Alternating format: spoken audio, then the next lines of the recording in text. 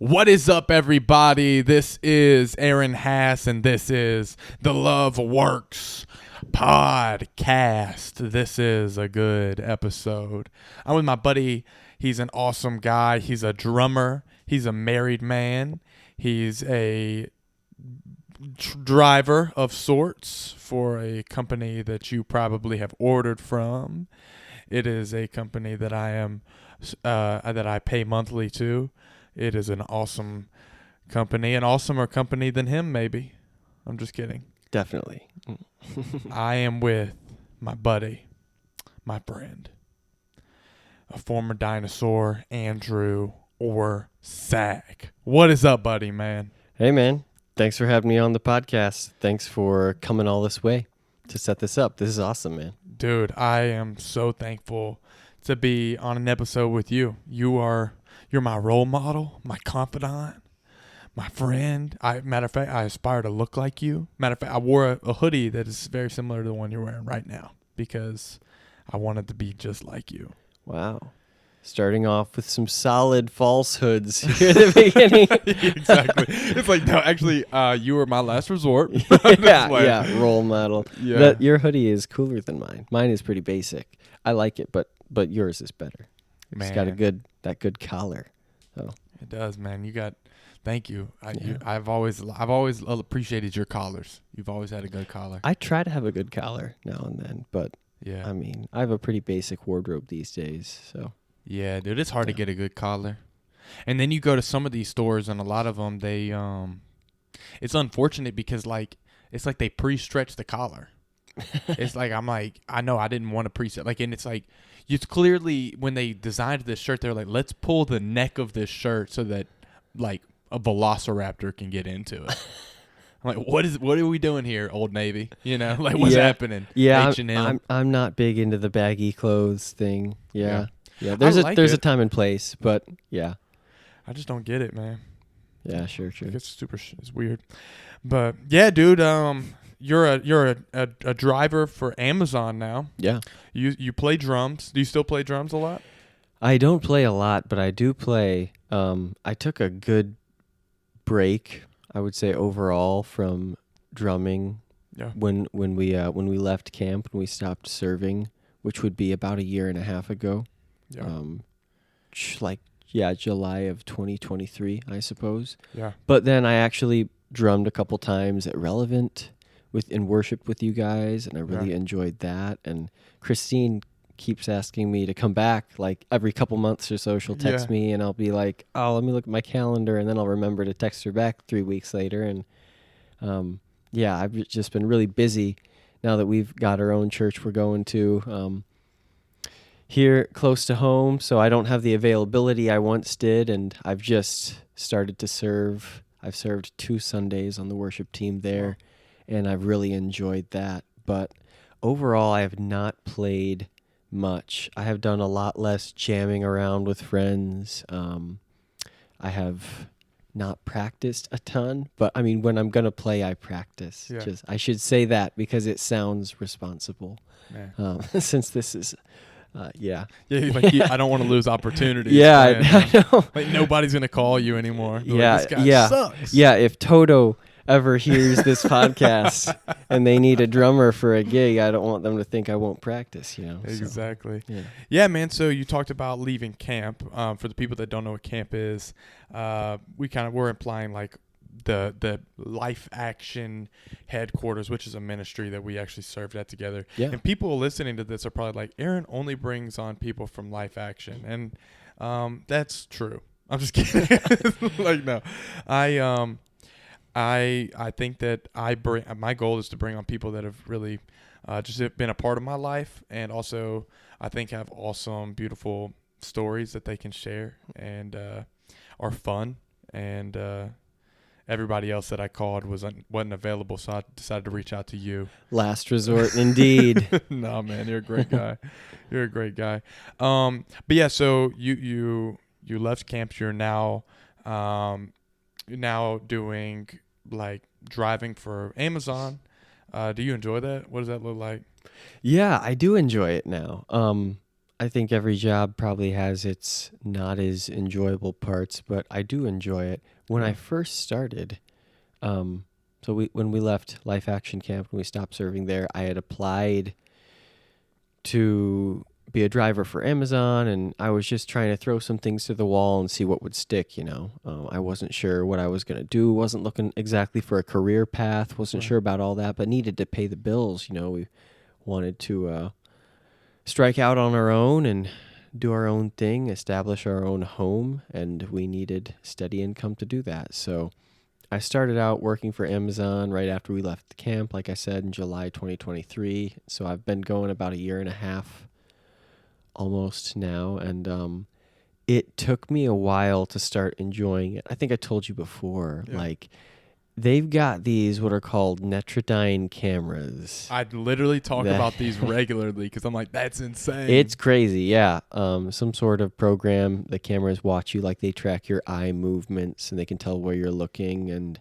like they obviously can tell if you're speeding. And I think other companies, like other trucking companies, might have similar things as well to monitor their drivers' performances. Right. Of course, like that makes sense.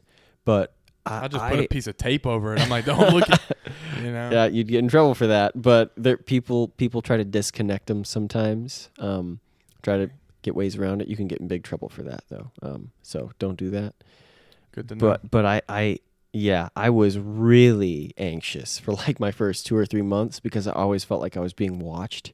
Right. And like if you mess up in certain ways, the camera will like talk to you, say like distracted driving or please slow down.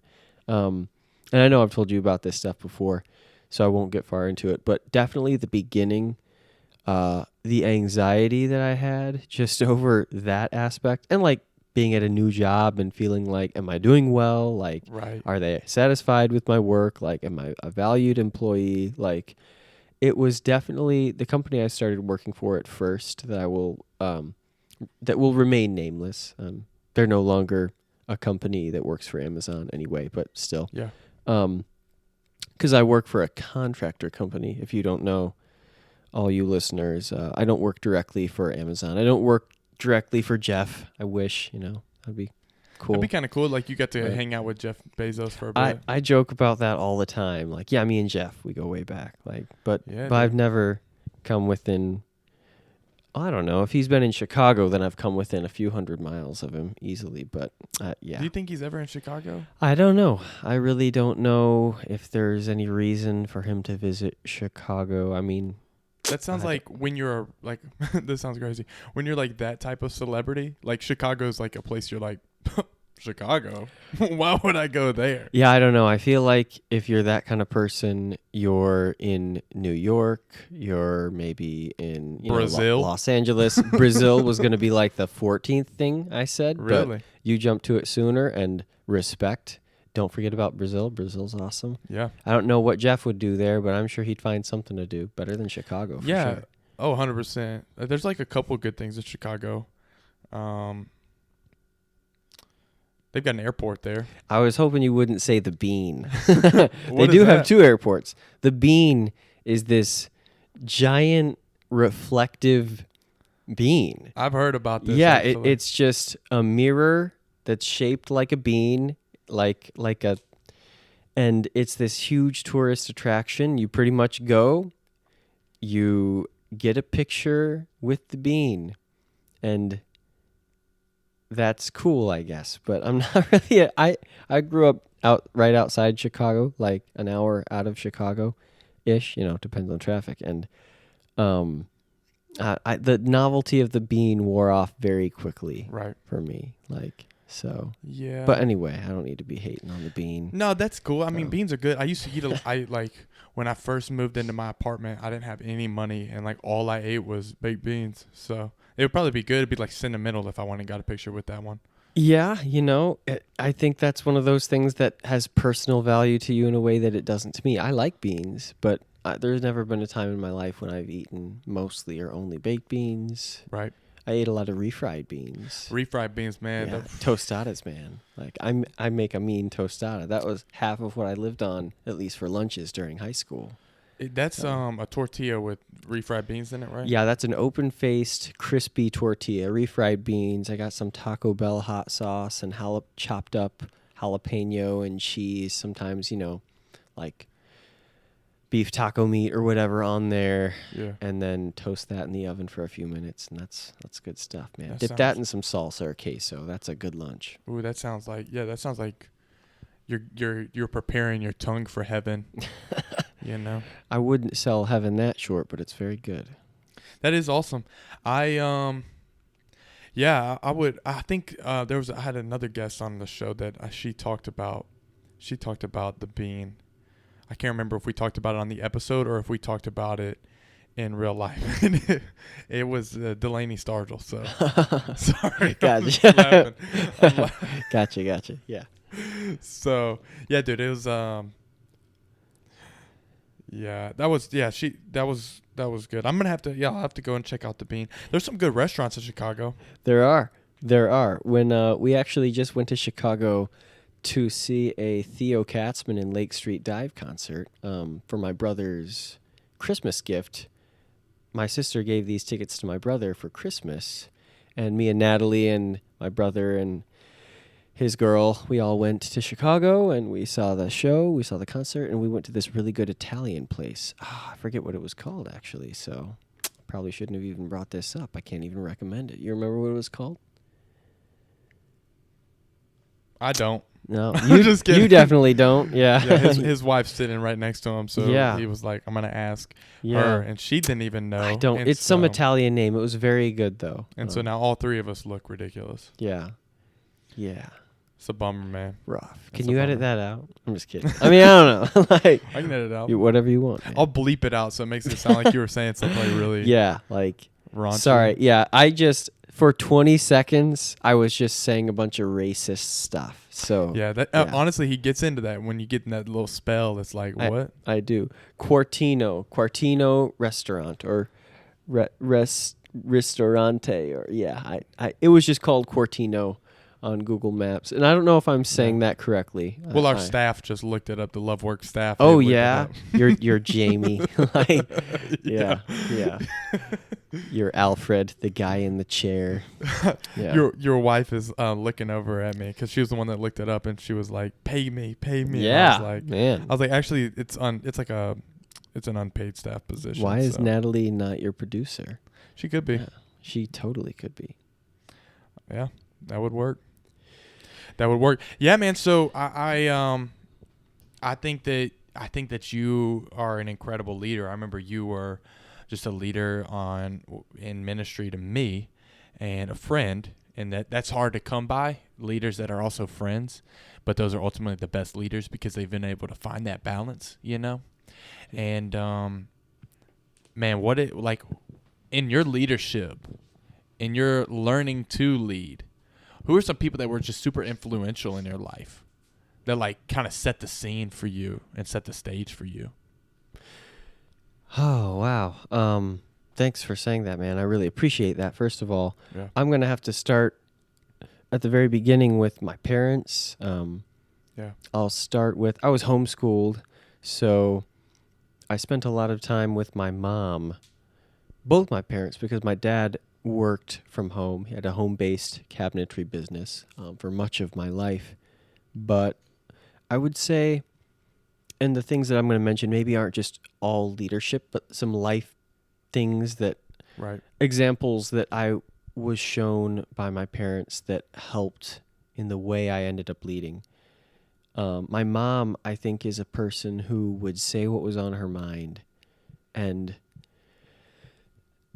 there were a few different points in my life when I was like acting out or struggling in some sin, and my mom wouldn't pounce on me right away. I mean, especially as I got older, like into my high school, like my older teen years. It's not like my mom would get on me right away and, just try to behavior modify. Like, that wasn't her style. But after a while, whether it was something, the way I was acting with a friend or with a girl, like doing something stupid, she would call me out, and kind of just say things how they were. We need people like that. Yeah, and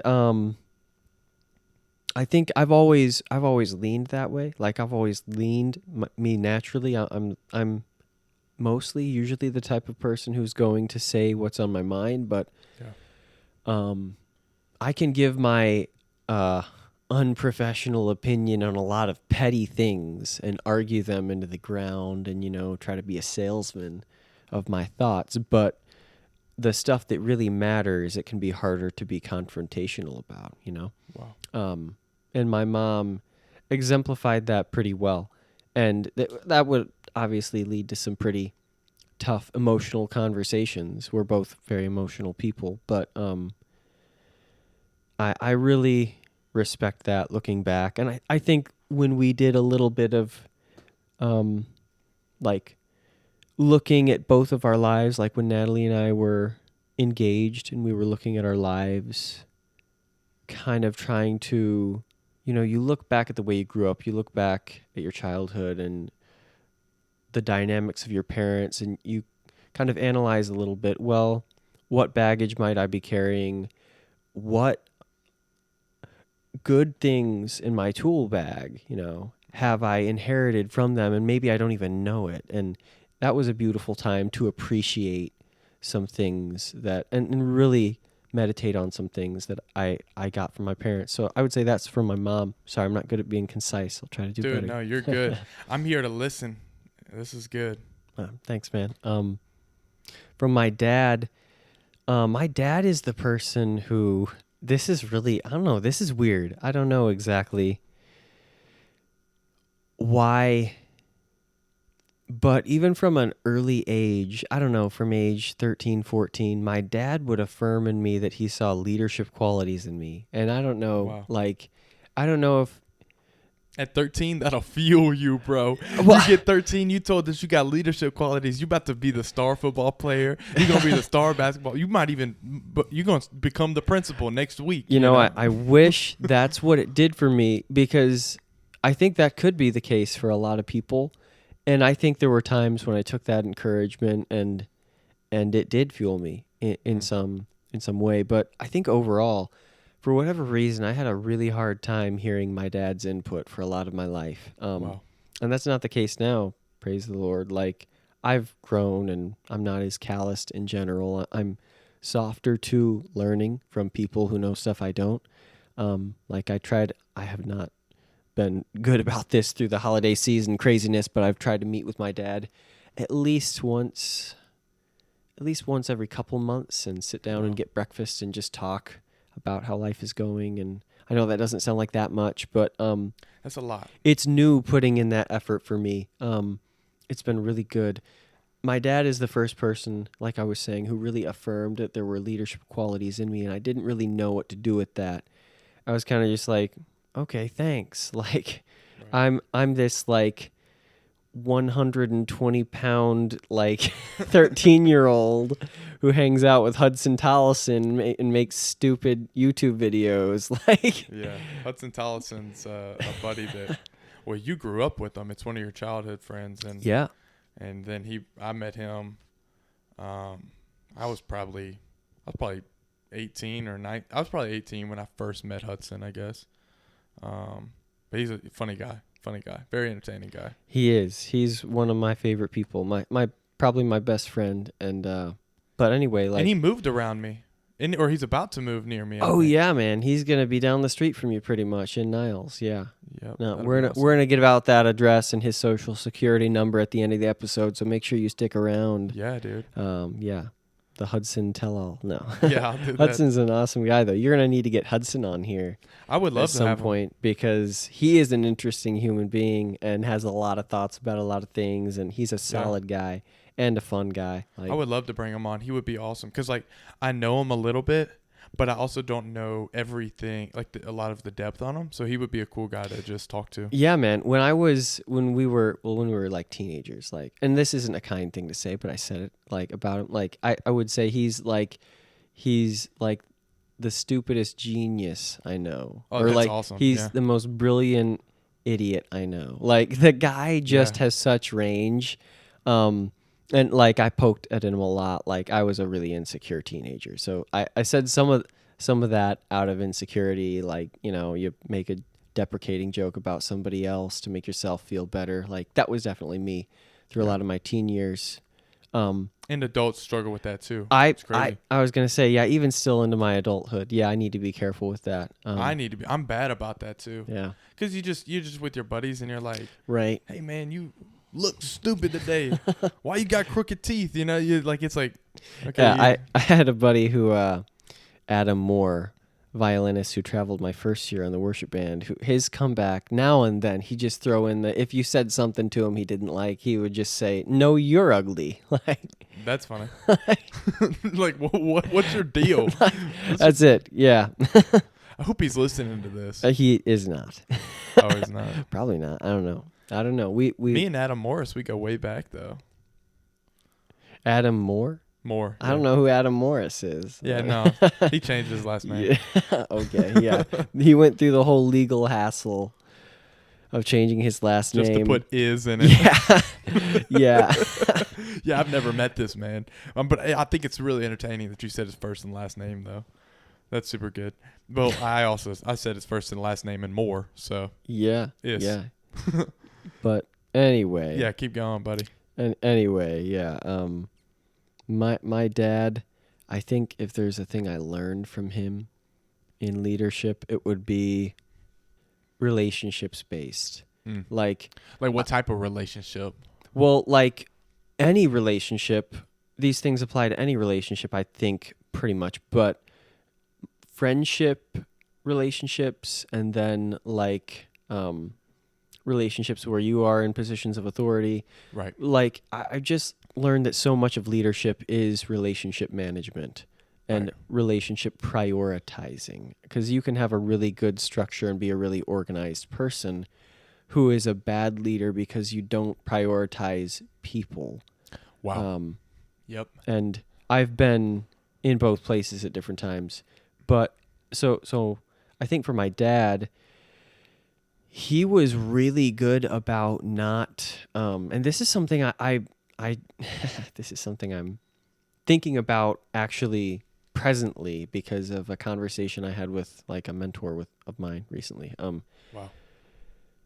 My dad was pretty good about giving you advice. Like even I played baseball growing up. Like I didn't play a lot of Little League, but my dad organized a team that I could play on for a lot of my growing up years. I loved it. Times when he would like help me with my technique, like the way I would throw the ball or swing the bat. Like he would give me pointers. I was not a teachable kid. I wouldn't either. Yeah, I believe my dad was trying to teach me once, and he threw a ball and it hit me in the balls, and I think that was the day I decided I would give my dad up for adoption. If you could. Yeah. You would do it. I would. I was so mad at him, and he threw it as hard as he could, and I could have sworn he did it on purpose. And I knew he was a little upset, so I was like, what are you doing? And I went off crying. That's rough, man. That is very rough. As hard as he could, I'm surprised Yeah, you're I was even 21 still... years old. Yeah. I'm just kidding. Yeah, so I cut you off in the middle of your story. Because no, you're good. That came to my I mind. think, yeah, I embraced the cutoff there. Baseball. I was not teachable. And my dad... I'm not crying. I'm just sniffing. My dad... No, I'm not don't crying tell yet. him that, dude. Don't tell him I'm that. trying to be authentic. It'll get super deep, and we'll all cry, and they're like, oh, my goodness, this is so good.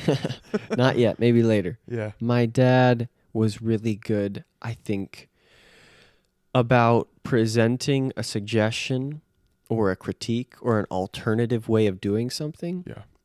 And not shoving it down your throat and not forcing it upon you. I mean, there were times when, he would try to show me something and then I wouldn't really accept his word. I wouldn't really accept his teaching, and then he might get a little frustrated. I mean, that's just human nature. Like, Yeah. I think frustration can be a right response to continual stubbornness, continual unfounded stubbornness, which would describe my character for a lot of my teen years. But my dad was really good about, I think, pointing you in the right direction, but not dragging you that way. Wow. Which is something that I've struggled with like I said, I think I'm more like my mom in that I say what's on my mind. And sometimes not that my dad wouldn't say what's on his mind, but he puts a lot of thought, there's a lot of pauses, and he puts a little more thought into the things he's formulating, saying, and he speaks a little slower. He's a little slower to speak. That's not as much me. I struggle with that. I have, so I think I tend to be more of the person who will say what's on my mind, sometimes to a fault, and sometimes in the name of, speaking the truth in love. Like, I would say something, call out a friend in the way they're doing something, and kind of just tell them they need to get their life together, like change these things, like, what are you doing, man? Like, and there's a time for that. There's a way to do that. I think I've tended to do that different times in my life. I've handled that sort of situation pretty poorly, where I've tried to behavior modify other people, and it doesn't work. I don't think it's what Jesus cares about ultimately. And my dad was really good about pointing you in the right direction, and then like kind of letting you choose. Like, I'm not going to force you. And I really value that. Like I said, I've spoken with a really good friend, a mentor of mine. Well, Brent Paulus. Great guy, and Yeah. I want him on an episode bad. I reached out to him, and I'm just waiting now. I'm waiting for him to be on an episode. Yeah, man. Brent, Maggie, great people to have on. That would be awesome. I'd listen. Awesome. Yeah. Their episode would crush, bro. They've impacted hundreds of people. Hundreds and hundreds of people. Yeah. Thousands Probably of people. thousands, man. Tens of thousands. Yes, they are incredible human beings. Yeah. Very, very genuine, and the thing about them is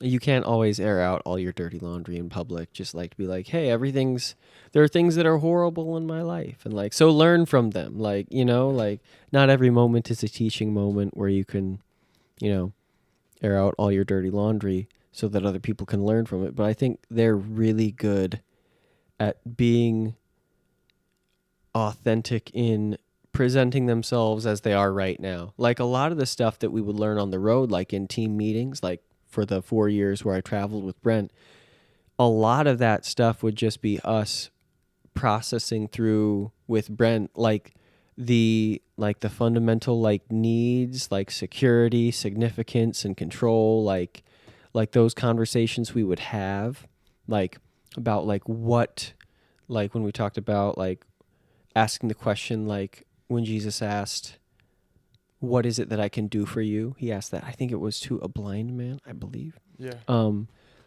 Like a lot of the things that we talked about were just things that Brent was meditating on and thinking through. And I love that about him. And it meant that instead of just like going through a book together of things that somebody else thought, and it's all good, lots of good stuff out there to read and to think about, it meant that it was at the forefront of his mind and heart, especially. Like that we were walking through what he was really passionate about, putting mental energy and his heart into at the moment. And Maggie would be the same. The things that they would bring would be so impactful. But anyway, love them. Have them on the pod. Man, it's there's so much wisdom there and a lot of humility. And Natalie and I have really enjoyed when people like, at any time we get compared, either one of us, to Brent or Maggie, like awesome. As like, yeah, it's a compliment. But anyway, I was talking to Brent about how to be a good friend. I have just. I'm gonna pause you really fast. Yeah. This is an ad. No, I'm just kidding. It's like normally when people do that, I'm gonna stop you. Walmart, like no, bro. It's my favorite thing when you're listening to a podcast and someone's in like the middle of a sentence. Like this happens even on Joe Rogan. Like the editing could just be better. but sometimes someone will be in the middle of a sentence, mid-thought, middle of a word, and this episode is brought to you by Roca, like, Yes. by like whatever, like AG1, like This is wintergreen like, gum. Gosh, like, what?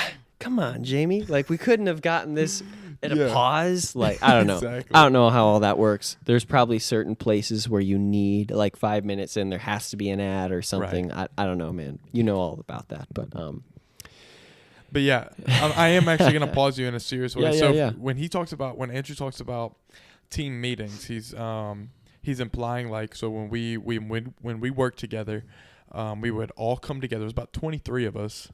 We would all come together, like normally at the beginning of the day, sometimes halfway through the day, and we would just talk. And like it would be, somebody might give a devotional, somebody might share what their heart is. People could do prayer requests. That's what it looked like in this ministry world, in a very simplistic version. And he was talking about how Brent Paulus would share what his heart was. One thing I love about Brent is no matter what you've done, you can talk to him about that, and he is not going to look at you differently.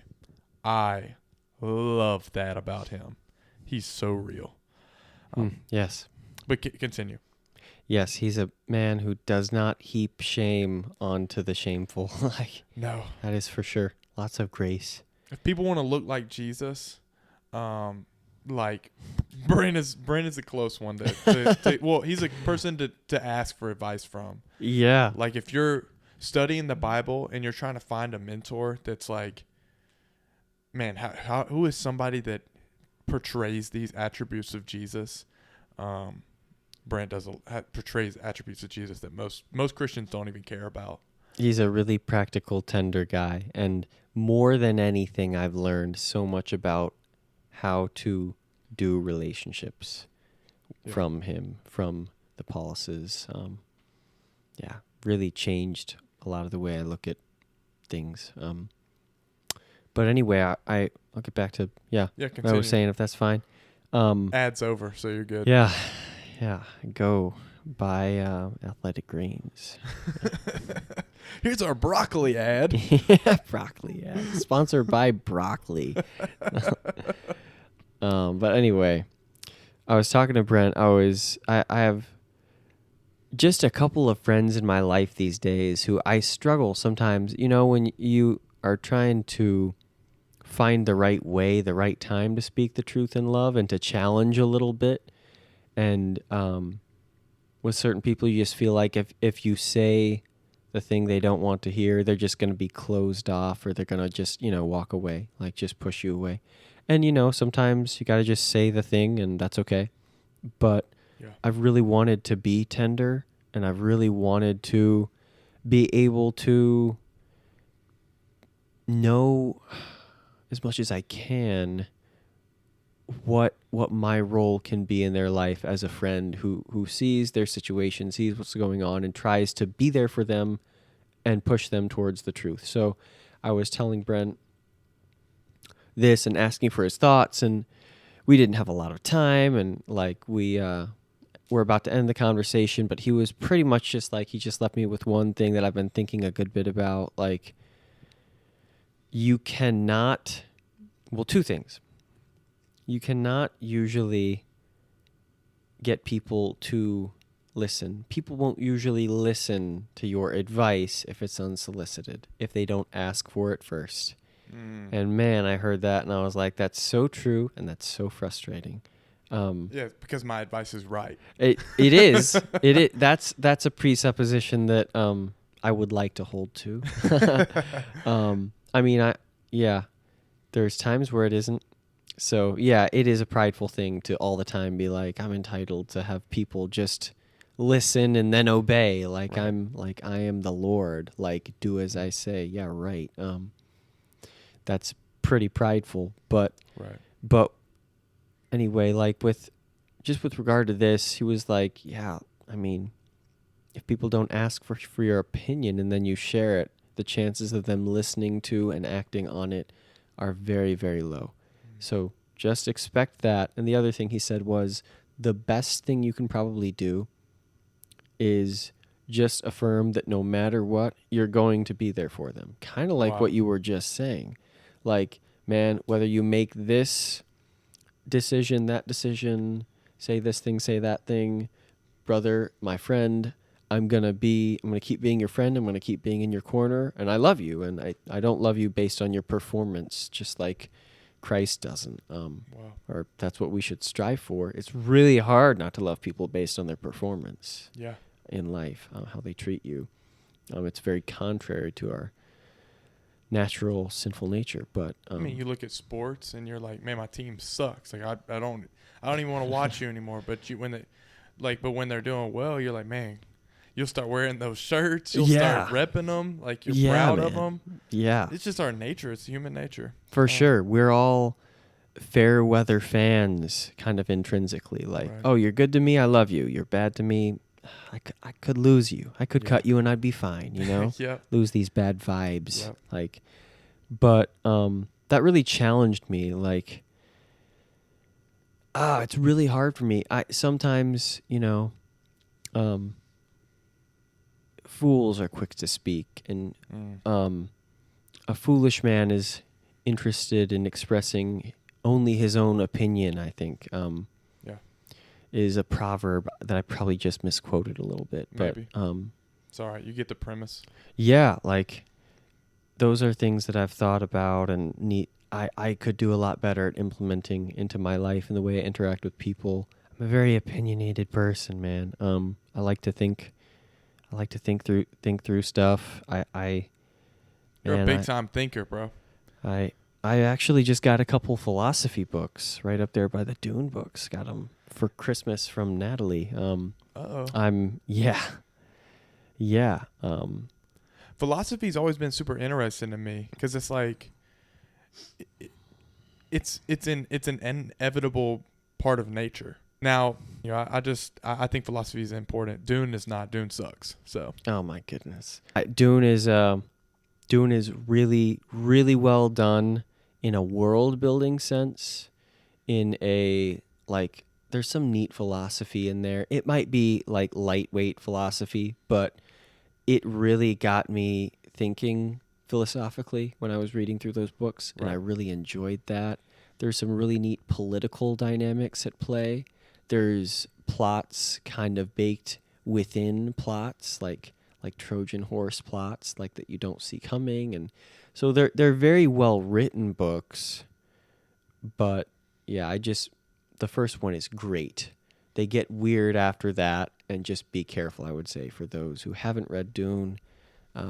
Yeah, that would just be my caution. Like, I never want to endorse something like fully and just be only positive, and then you read it and you're like, this is like an R-rated, like raunchy, and it's not that it's that, but like I just want to represent it for what it is. It has some really good stuff that I really enjoy, but also there's some stuff in there I wish wasn't. Right. But you take it as it comes. Like, you got to take the bad with the good sometimes, or you don't. You don't have to read it because there's so many other books that don't have that stuff and have the good stuff. So yeah. No, that's totally understandable. You mentioned earlier you were talking about how you're like you wanted that more compassionate, deep, like you wanted to be that kind-hearted. I might be phrasing it improperly, but right, I'm correct in saying that, right? You kind of mentioned like that's what you were craving in your leadership style. I remember you as a leader, and I genuinely, this might blow your mind, but I think about this so much. We were in Idaho, and I remember it was like clockwork every day. I would just be weeping, like crying so much. And I didn't think that I was going to even be able to do ministry anymore in any type of setting. I would literally go cry in the bathroom. I would walk out of the bathroom, wipe my tears off. My eyes would still be puffy. And I'd be like, all right, it's time for me to preach.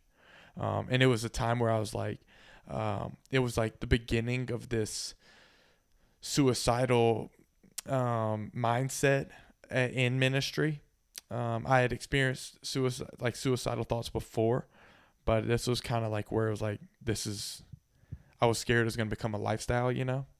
And I just remember walking out of that bathroom crying one day, and it was just like, you didn't even have to say a ton, but you just came up and hugged me, and you cared about me. And I remember you would talk to me as if I was a normal human being, and loved me so well. And I like, I say that to say you have that compassion in you. Like, you are the type of person that you might be blunt, and I actually appreciate blunt people. They piss me off, but I still appreciate them, you know? You're welcome. Yeah, like they're the people that help me stay like on a path. But even in your bluntness, man, you've got that kind heart, that compassion. It's so real. And I think more people than you realize even would say the same thing. Like, we just got off the phone with one of our other buddies that we worked with, and he's he's still calling you. And it's been probably almost a year now since y'all have talked. Been on the road together or working together. People are still talking to you. You've made an impact on so many people's lives. Dude, you are the definition of a good leader in my mind. And I'm excited even for where you're going to be going in life and how you're going to be doing it. You're just, man, I love you a bunch, bro. I really do. I really do a ton. Thanks so much, brother. That was a real attack of praise there. I really appreciate all that. Wasn't expecting all that. That was great. Of Thank course, you. Man. You're a great guy. So yeah, I love your story, dude. You have an impactful story, and I remember you talking to me about it on the road. Yeah, I would say, just to say a little bit on that, I grew up and my family would meet for daily devotions, like at the dinner table, like almost every night. We talked about the scriptures, and when I say we, it was mostly my older siblings, my parents talking, and now and then we younger kids would say something, kids. And that there was a lot of good in that. I think even though, as a kid you're bored, I think I usually did something like cut an apple and have a snack or something during that time, but I think it really ingrained in us just the daily value of being in the Word, because we did that. We had individual, solitary daily personal devotions, and then we had family devotions. So being in the Word on your own, being in the Word with people, that was awesome. That was all very well emphasized, I think. Good practices that I definitely took for granted back then, but I'm valuing more now. And within that, that was a solid aspect of my life. My parents were very family oriented. They homeschooled us. They wanted to teach us. My dad, like I said earlier, had a home-based cabinet business, so he wanted to be home with his family as much as he could and to work with us. I worked in that business from the time I was 6, drilling holes in wood, That's cool. Sanding frames and whatnot. It was enjoyable work. My first job, $2 an hour. Ooh, that sucks. At 6, it was pretty great. And you probably sucked at your job. No offense. I actually did not. Really? For very long. Yeah, I was taught well, and I literally did, when I first started, maybe 2 different things, and that's all I did. And I probably worked, probably counted by, the half hour or something. I probably worked, an hour, once every week or 2. It was... Oh, so you got paid, $1. Well, that's crazy. When you're 6, 7, 8, 9, and you're making $2 or $3 or $4 an hour, yeah. It's sure better than nothing. And you learn, you work, you get paid. It was a good thing to learn. So there was all that, and that was all very good. A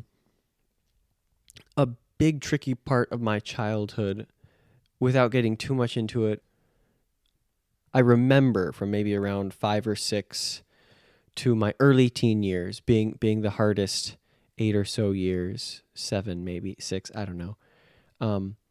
With just a fair amount of unrest and conflict. I think that made me, I'm a person who shakes. I don't know if other people do this, but when I'm in a situation of conflict, great disagreement, like you might see me shake. Like, I mean, Wow. like I just kind of, I quaver a little bit. I just get really nervous. I don't know, like it's some sort of ingrained response now of like dread. Like I hate being close to that.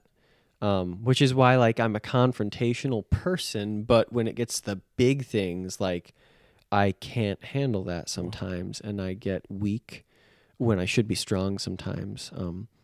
Life is hard, but you got to just go with it sometimes, you know. But I think I've had a really hard time throughout my life because of primarily my own sin and sin patterns and falling short and doing some things I really regret. The hardest thing for me to grasp in my life with regard to God, my Father, has been he loves me. He graciously loves me and has delight in me. He delights in me like when Jesus said, and my wife and I just read this the other day in Matthew 2 or 3. When Jesus is baptized by John the Baptist and he comes out of the water and the dove descends upon him and God the Father says, "This is my beloved Son in whom I am well pleased." So God says that about his Son. And then there's other places in the New Testament, I cannot quote them off the top of my head word for word, but basically we were adopted as sons and daughters to be Yeah. Jesus' siblings, children of God the Father. And because of Jesus' propitiation, because of his life, death, resurrection, his payment, his perfect life, his payment for us on the cross for our sins and transgressions and falling short of being like him, being him, we put our faith in Jesus, what he's done for us. And then we're part of God's family, but it's not just like we're these annoying younger kids. Like I think I felt that way for a lot of my life. Like I'm the youngest, like I'm the younger kid who's just a brat who got like God's just reluctantly like, well, he's part of the family too, but he's mostly just a troublemaker. Something recently, there's a song by the McClures. I think it's called Now I See. There's a line in there. I was just listening randomly to this album. There's this line in there. I think it's the beginning of the chorus. It's like, my soul burst to life. I saw delight in his eyes when he looked at me. Like, and now I know who I am. Wow. Like in the presence of Jesus. Like, and I think recently that's been something I've been thinking about. It's like, man, that's a hopeful thing to me. And I have been more hopeful now recently, having a better focus in my life in a lot of ways. But recently, even in hearing that song, I was encouraged so much. And you know, I mean, I love a holy, holy, holy, Yeah, like come on, man. vertical worship sort of song, Yeah. like a Agnes Day, you know, worthy is the Lamb. But singing like in my car, that kind of more personal worship song, like rejoicing in the truth of the way God looks at me, I was just like, wow, that's true.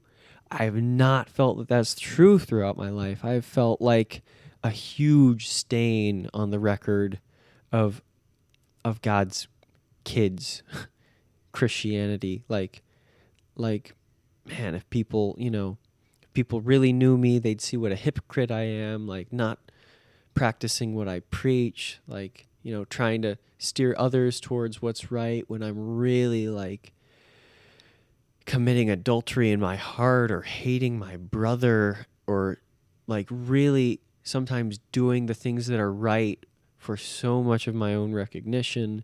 And everybody messes up. Like I'm not special, but I've just really struggled with with a hypocrisy complex and feeling fake throughout a lot of my life. I get that. Like whatever I do, like, Is this really who I am? yeah, like is who I am behind closed doors only, Wow. you know? Or are there actually moments, all the moments where I believe and I feel the Spirit working through me and I desire good things. I desire to help people.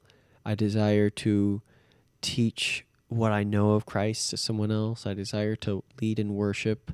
I desire to make amends with a friend, even though they hurt me and I really would rather just shut the door in their face. Like, there are moments where I feel the tenderness of the Holy Spirit working in my heart, and I know that's from Him. But then later I can question that. And I don't question my own sinful inclinations, I know, the what I do when no one else is looking, like my, well, what's the word? What's the term? A term for, integrity, integrity, like who you are when no one else is looking, basically. Like, Yeah. would be one way to define it. Like, do I have integrity or am I just, performative? I'm a great performer, by the way. That's Not just, that that's always a bad thing. It can I be good. mean, yeah, there's benefits to it, but also as somebody that is charismatic like me, you can fake it and people will believe it. And there is Yeah. some incredible danger in that. And once you get good at it, you rely on it. And you're like, well, maybe I don't need a real relationship with human beings or with like God or whatever somebody may believe in, but um, it becomes a reliance, a tool for pretend. And when you start to rely on it, that's all you want to rely on, because nobody wants people to see the dark parts of them. Yeah. Let me be the person people want to see. Let me put on my full body of makeup. I'm gonna walk out to the world. I'll let them see that. I'm not gonna actually, clean off all this. I'm gonna actually take off the makeup and let them see the real, raw, authentic me. And Yeah. when you do that, I feel like people are like, that's when people are going to be impacted by you, because that's when like your story becomes fully out there and they're like, oh my gosh, I struggle with that too. We're actually super similar. The moment somebody comes up to me after me sharing, like, I'm just making this up, but if somebody comes up to me and says, Aaron, I cannot believe you just shared that. I've struggled with the same thing. I thought I was all alone. That's when you realize that your ministry, your person, your perspective, your life actually has something that's important. Like it becomes impactful. Yeah.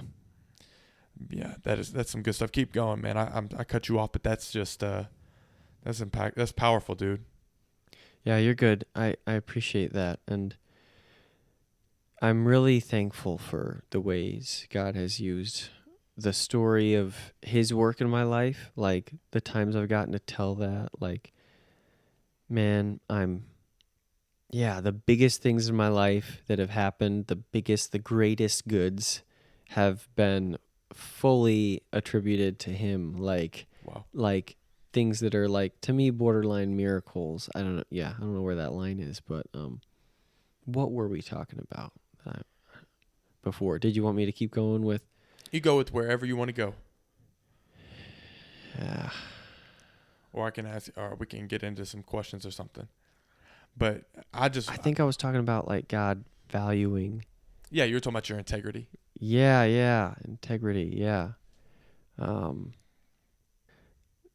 It's tricky because even once you're saved, while we are alive on this earth, it's not that the Holy Spirit fills you and you are emptied of all else fully. In practicality, the flesh and the spirit are at war within you, and that's something that's been really hard for me to grasp. Because I either feel the presence of the flesh, and then I just feel like I don't even feel like I'm saved. Like, wow, I just, like Paul said, like I just do what I don't want to do, and what I do want to do, I don't end up doing. Like, you can feel that way and like just wallow in that and like totally forget the cleansing work of Jesus' death on the cross. But then I can have times where I just lean into the grace and lean into, I'm doing all this stuff and it's good and like I'm praising the Lord with my lips, but then after a while I find that I really have my motivation for this has deteriorated into wanting to look good and having a good record and have a lot of friends. There have been times when it's been that way for me. And then so it's this constant sort of cycle of realizing my sin, having guilt, then realizing there's cleansing and freedom in the cross, walking in that for a while, falling in pride because I start to feel good about myself, and we're back to square one. Wow. With the cycle. And something, when Natalie and I were in counseling at one time, something that Del Faisenfeld brought up to us was being able to hold the good and the bad at the same time, which, I mean, doesn't that just sound like duh? Like, obviously. But for us to hear at this particular time, when there had been a lot of tumultuous things going on in our lives. That's a good word. Oh, thanks. I appreciate it. You got to pull out the good words, the words longer than like 9 or 10 letters. Yeah. When you have the opportunity. But, when there were so many good things about this part of our life, but there were also some of the hardest things we ever had to go through at the same time, our tendency was to look back and like, man, like all the good things are invalidated because this thing ended badly, or wow, these things were really hard and they seem to cast a shadow over everything. Or you could be kind of a hyper optimist and be like, man, just don't think about the bad stuff and just focus on there was good. And man, it was really encouraging and something we needed to hear, to just hear Del say, both these things happened. It all happened. And like, I mean, the Lord gives and the Lord takes away. Blessed be the name of the Lord, like Job said. Like, just really been a big verse in my life that I've thought about a lot. But like, you got to take the good with the bad. Like, you can hold them both at the same time. Like, they're both true. Like, they're both reality. Like, right. All these beautiful, good experiences, all these beautiful, good relationships, these moments happened, and we're good and have had an impact on the kingdom. But then there's also these negative, unhealthy, really sad things that happened that had a negative impact on some people in some ways at some times, and it all happened. And we can kind of strive to have this binary view of the past, like this whole era of history was evil, or like, I mean, sometimes that's the case, or like, oh, this was the age of, technology, and like, right. Well, there was good stuff and bad stuff that happened, and individual people were affected in different ways. And so I think it was really freeing for me to dwell on, like, and in a sense for my own life too, to be reminded of, for me, the flesh and the spirit are at war within me. Now, is there grace that sin may abound? By no means, said Paul. Like, we're to keep putting on the armor of the Lord daily. We're to keep seeking first his kingdom and his righteousness. Like, we're slaves to righteousness, it says somewhere in there in the New Testament even. Like, man, you're spitting out all the Bible. My man's got, by the end of it, we're going to have the whole Bible out here. Dude. That's going to be good. Well, I'm probably misquoting some, and I don't remember references, but... it's a paraphrase. Yeah. We get the Bible paraphrase.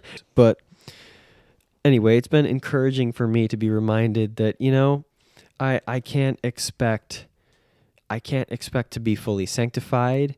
Neither should I expect to be content and feel to feel justified in continuing on sinning just because I am not fully sanctified. Yeah. It's like I want to be satisfied with Christ's grace and forgiveness daily, but dissatisfied with where I am and that I want to keep moving towards him more and more. Satisfied that he covers over the moments when I don't. I was going to say can't. Yeah. I would say that's probably a bad mindset. We Yeah. we choose not to.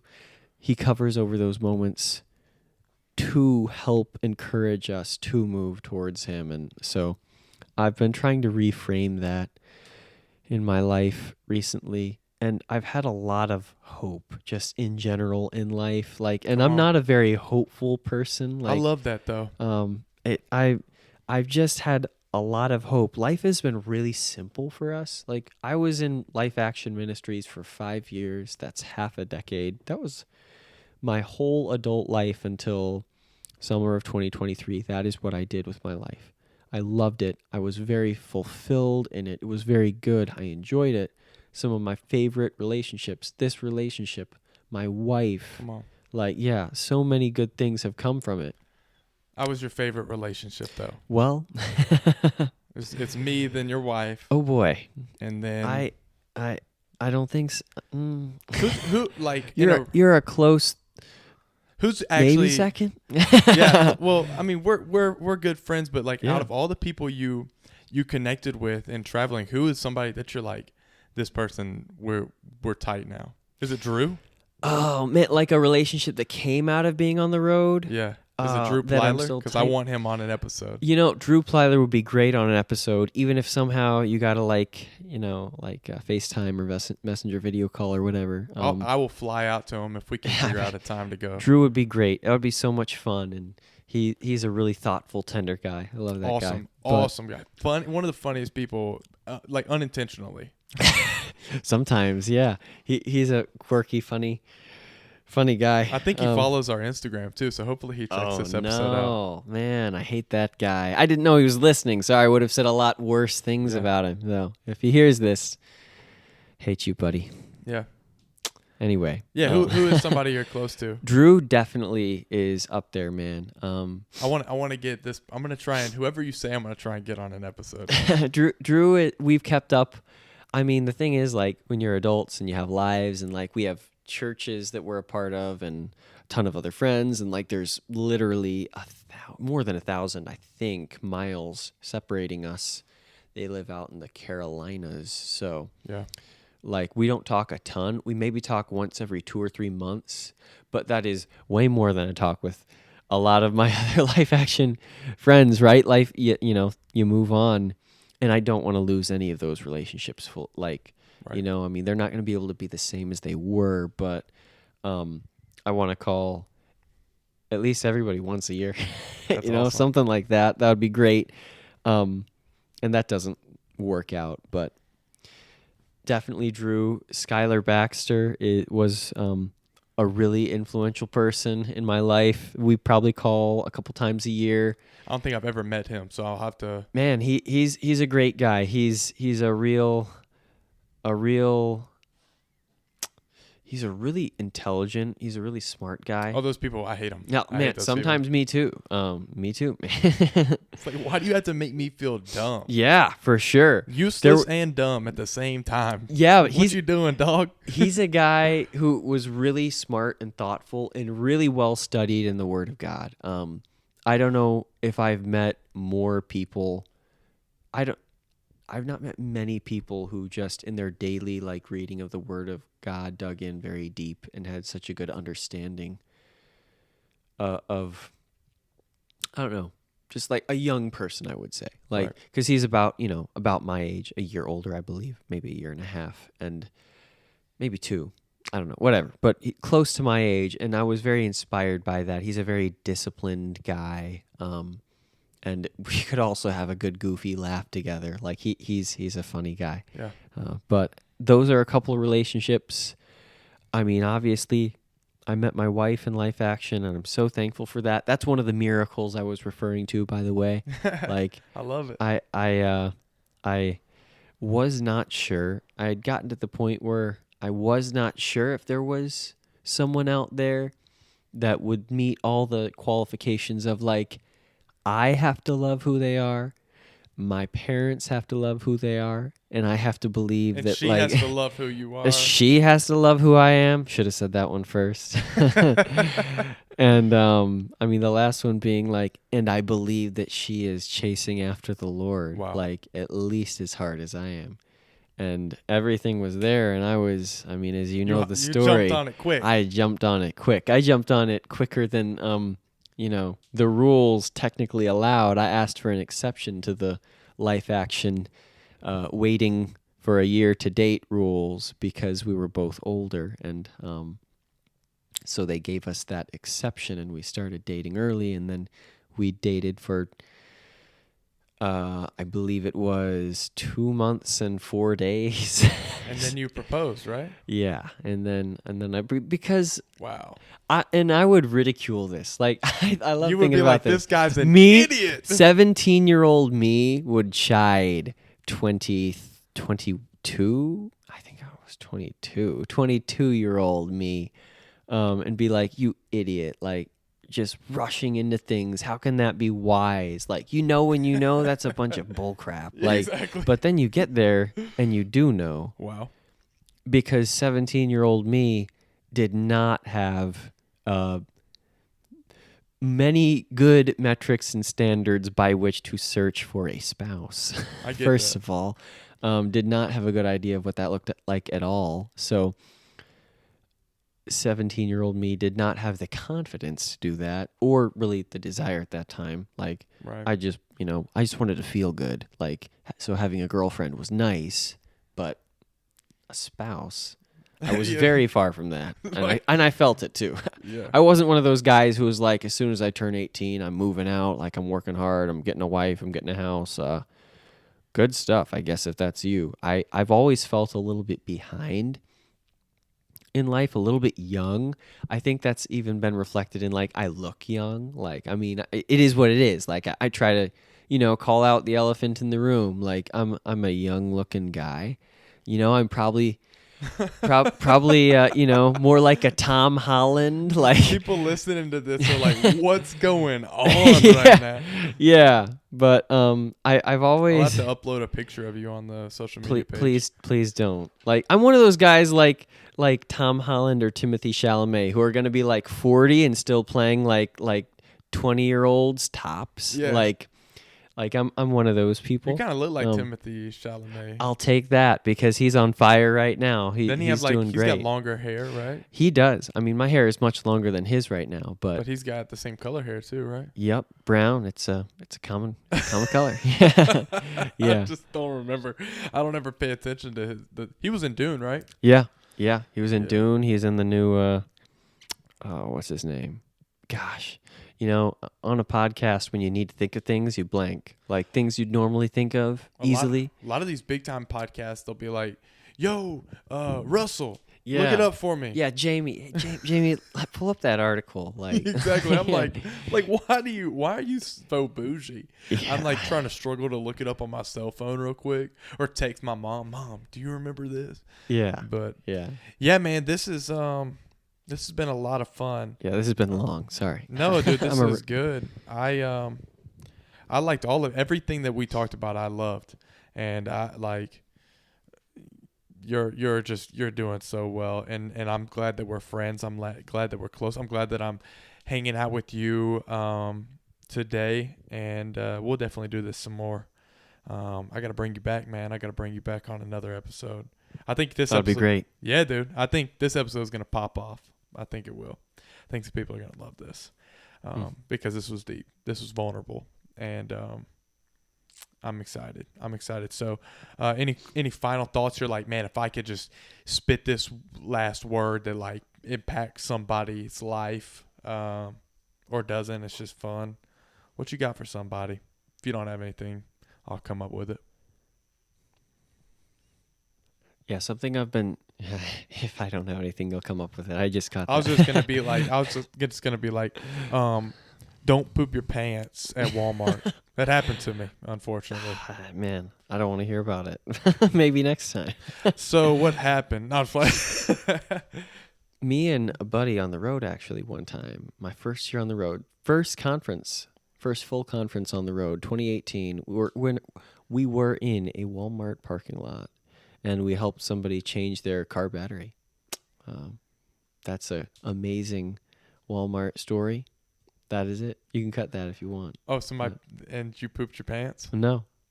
He pooped his pants. No, no, that was They it. pooped their pants. No, but every once in a while, when I'm at Walmart, I'll text that guy and I'll be like, "Hey, man, like I'm at Walmart." Like I love how spontaneous. And I did this not, just and I did was. not help anyone change their car battery. And now and then he'll text me and be like, "Hey, I was at Walmart, and I didn't help anybody change their car battery out." So. Also, now you're a bad guy when you don't help. Yeah, people. it kind of going to Walmart kind of gives you a feeling of guilt now, because like, man, Maybe you need to just change random car batteries while you're there. Hey, anyone?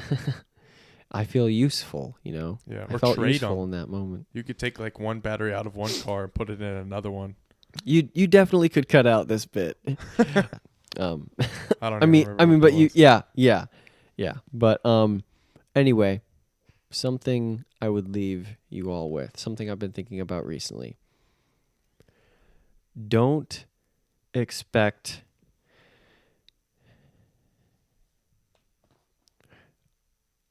trying to think of how to word this. Are you coming up with this right now? Because it doesn't sound like you've been thinking about this recently. No, I have, but I'm trying to word it in a way that we won't be here for another 10 minutes. It's all good, which man. you know is tricky for me sometimes. I get it. Same here, buddy. Roski. Yeah. Put in top. I don't even know. All right. Well, wrecked my train. Whatever train of thought there was, it's off the tracks now. It has exploded. Anyway. That happened to me at Walmart, actually. No. Oh, it just made it worse. Okay. Here's what I've been thinking about. The past couple years of my life, I've had a lot of bitterness to work through towards the Lord. Life didn't work out in some ways I really wanted it to. Some things happened. Some things were revealed in me that were really discouraging and angering. Ways I thought I'd grown. Old patterns I'd returned to. So I've been far from the Lord. And I guess I would say I spent a lot of time expecting him to still speak or still like give me what I want or still give me a sort of peace and assurance of his presence when I wasn't putting in almost any effort into that relationship. And I don't want to say, you know, I think God's always going to be the one putting more effort in. Like, I do want to say that. Like, I think that is true. God's going to always be the one putting more effort in to your relationship with him. But, yeah, I just recently, again, have started desiring Christ, not just from what he can give me. Wow. And you have to prioritize that relationship, not just because if you spend time with the Lord, like you'll know how to do ministry and ministry is fulfilling. I've been there. If you have a good relationship with the Lord and have a lot of good answers, you can help out a friend with what's going on with them, or you can be the know-it-all who knows the Bible trivia. Like, I've been there. And you can't just strive to be close with the Lord because it's going to help your marriage. It is. But God wants you, like, to be in a loving, mutually loving, sacrificial relationship with himself. Like, I mean, he already gave the huge sacrifice, and I mean, he asks very little of us in comparison, but I think you need to remember to put in to that relationship and not expect not that you should be thinking in terms of like necessarily I put in to get out of. Like definitely that's not the way you think of your relationship with the Lord. The way John Piper puts it is God is most glorified in us when we are most satisfied in him. He calls that Christian hedonism. Yeah. And I spent a lot of the past couple years, which includes the first year and a half or so of our marriage. Like, I wish I could go back, redo that. I can't. That's talks for another time. Right. Because we didn't really get into all that, but I spent a lot of time just expecting that if I put in a little bit, then God would make me feel better about certain things or give me certain things. And he didn't honor those thoughts because they were not honorable and because they were not good for me. And I've experienced a lot of freedom when I've started to recently, again, put my faith in him for what he's done for me already, not as much what he can do for me now, like as far as worldly and materially, and to just enjoy him and getting to know him through his word. It's been really freeing. So in a nutshell, be satisfied with who he is, getting to know him, like for his sake, for the sake of him. Seek first his kingdom and his righteousness, and all that other stuff will be added to you. Like, that's the way Jesus said it. I should have just said that from the beginning. Amen. That's good. The marital stuff, the job stuff, the relationship stuff, purpose for your life. Like, what am I doing? Why am I here? I'm definitely not in a high point of exciting, adventurous, ministerial sort of lifestyle, but I am learning to seek first his kingdom and his righteousness in little ways and seek him, and I'm having such peace and assurance in his love and goodness for me in that. And I think that's something I've missed for a lot of my life, and it's something I would encourage you, dear listener, and Aaron, to not miss. Be satisfied in him just for his sake, because he's good, like outside of just the stuff he can give to us. And he will, like a good father, give us, lavish upon us so many good gifts, but just for his sake alone. Like, he's already done so much and could strive to be a little more daily thankful just for that. So I'll stop now. Man, that's awesome. I am, I just love hearing your voice, bro. I could just listen to you talk and share anything, man. You're just awesome. Andrew Orsag is an amazing man. Check him out on his tour with Toto. That'll be awesome. Be a good time. Circa never. Circa in my dreams. Man, it'll be good. It'll be good. This is a good friend of mine, Andrew Orsag. Thank you for being on the show, bro. Thanks so much for having me. I think the Lord is going to use this. I mean, it's going to encourage some people. It's going to even be really good, I think, for some people like me to just be confronted with some questions and just be thoughtful and meditate on like what the Lord has done in my life and like how life's going, and to just evaluate and to be forced to think out loud sometimes is a very good thing. So I'm thankful for this. Oh, it's great. This is the Love Works podcast. Thank you for tuning in to this episode. It was an awesome one. Yeah. Peace out, friends.